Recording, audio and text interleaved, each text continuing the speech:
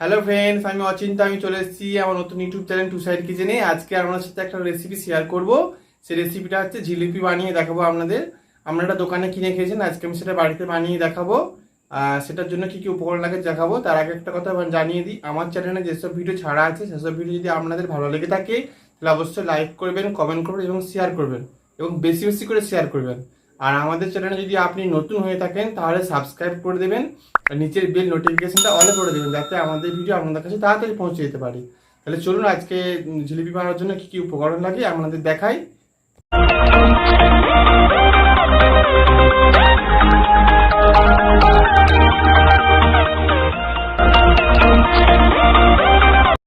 জিলিপি বানানোর জন্য কি কি উপকরণ লাগে চলুন দেখাই। এখানে আমি ছোট বাটি, মাঝারি ছোট বাটি 4 বাটি ময়দা নিয়ে নিয়েছি। এখানে আমি বড় বাটি 1 বাটি চিনি নিয়ে নিয়েছি। আজকে আমি রেসিপিটা ইনো দিয়ে বানাবো, তার জন্য একটা ইনো নিয়ে নিয়েছি।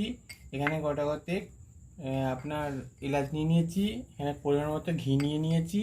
এখানে লবণ নিয়েছি পরিমাণ মতো, আর ফুড কালার অল্প নিয়েছি কালারটা হলুদ করার জন্য। তাই চলুন আজকে রেসিপিটা শুরু করি। আজকে আমি রেসিপিটা ইন্ডাকশানে বানাবো, সেই জন্য আমি ইন্ডাকশানের মধ্যে কড়া বসিয়ে দিয়েছি। ইন্ডাকশানটা আমি ওপেন করে নেব।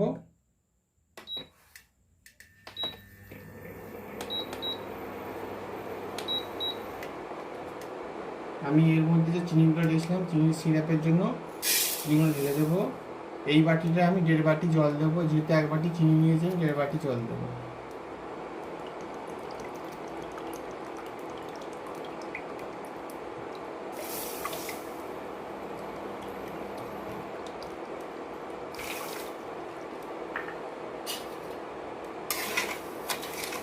চিনির সিরাপটা এদিকে হোক, আমি ওইদিকে ব্যাটারটা বানিয়ে নেব। ব্যাটারটা বানানোর জন্য আমি এর মধ্যে বেশি লবণ দেবো না, অল্প করে একটু লবণ দেব। পরিমাণ মতো ঘি দেব।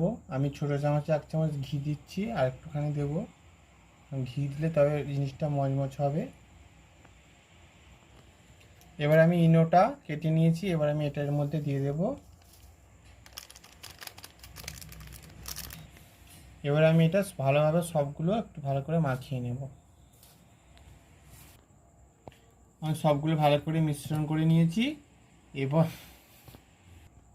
এবার আমি জল দিয়ে একটা ব্যাটার করে নেব। ব্যাটারটা যেন খুব পাতলা না হয় সেটা দেখবেন, আর খুব গাঢ় যেন না হয়। ব্যাটারটা আমি করে নিয়েছি। এইভাবে খুব পাতলাও হয়নি, খুব গাঢ় হয়নি, এই যে যেন হাতে লেগে থাকে এভাবে বানাতে হবে। আর এইভাবে আমরা অনেকক্ষণ ধরে ফাটতে হবে, তাহলে জিলিপিটা ভাজার সময় মুচমুচে হবে। এলাচগুলো আমি দিয়ে দেব, নাড়িয়ে নেব। এবার আমি এর মধ্যে কালারের জন্য অল্প করে একটু ফুড কালার দেব, হলুদ কালারের জন্য। আপনারা ব্যাটারটা দেবেন না, আপনারা সবসময় চিনির রসে ফুড কালারটা দেবেন যাতে হলুদ হয়।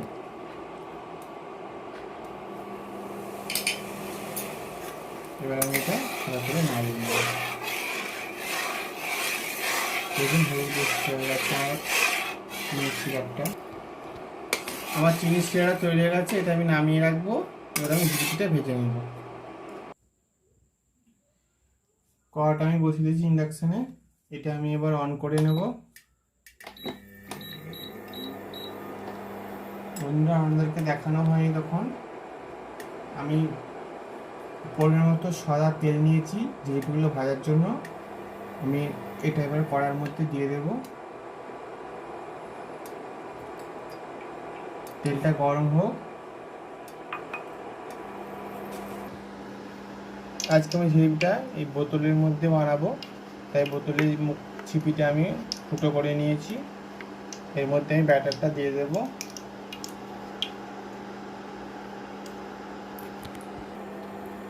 তেলটা গরম হয়ে গেছে, আমি তেলটা গরম হয়ে গেছে একটুখানি দেখব দিয়ে। তেলটা আমার গরম হয়ে গেছে। এবারে দোকানের মতো অত শেপ নিয়ে আসতে পারবো না জানি না, চেষ্টা করছি।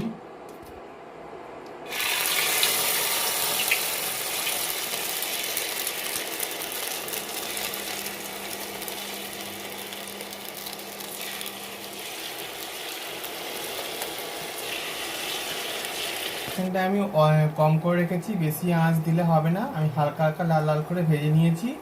এবার আমি এটা তুলে চিনির শিরাতে দিয়ে দেবো।